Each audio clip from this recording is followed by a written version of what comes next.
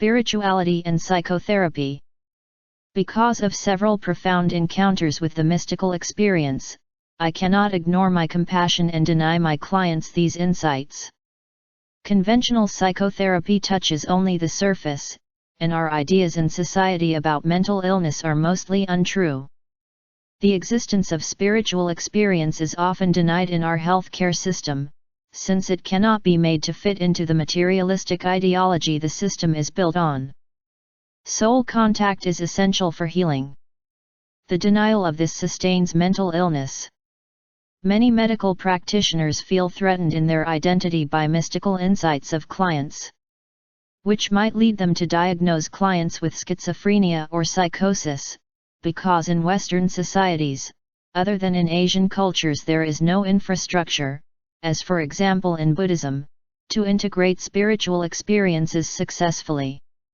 Clients who have mystical experiences, visions, hearing of telepathic voices, out-of-body experiences, often only fall into psychosis after they have faced a volume of rejection by society when sharing their revelations. Through this continuous rejection they get into resistance to their mystical experience, and only then psychosis manifests.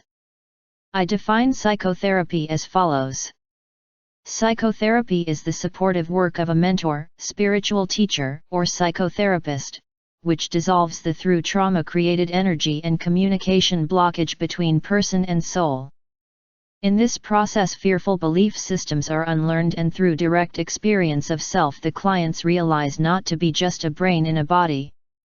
This dissolves ultimate fears, as for example the fear of death, further leading to the possibility that the timeless soul can express itself authentically through its creative representation, the integrated personality in space-time.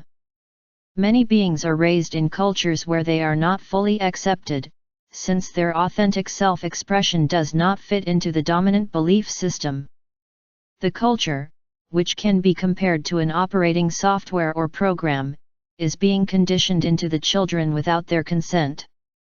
In order to survive and to be accepted by their social environment, they suppress their self, the soul, and create a fictitious I, the ego, which is accepted by the society's belief structure.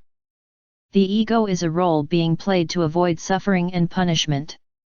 Since children cannot have their needs met through sincerity, authenticity, the ego serves as manipulative intelligence that tries to make sure that needs are met despite being physically weaker than adults.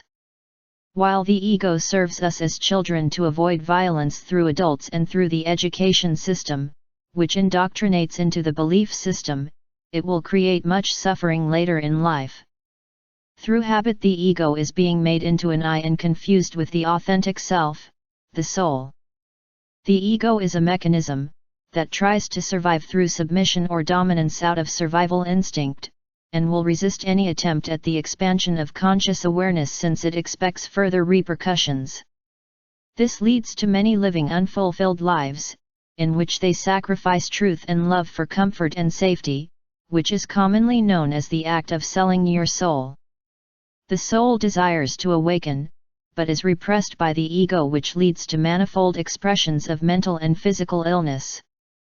Healing occurs when the ego illusion is recognized, the fear belief system is unlearned, and soul contact has been established via meditation, resulting in the awakening of intuition, which is knowledge beyond time that is being remembered, and the soul begins to express itself through the healed personality.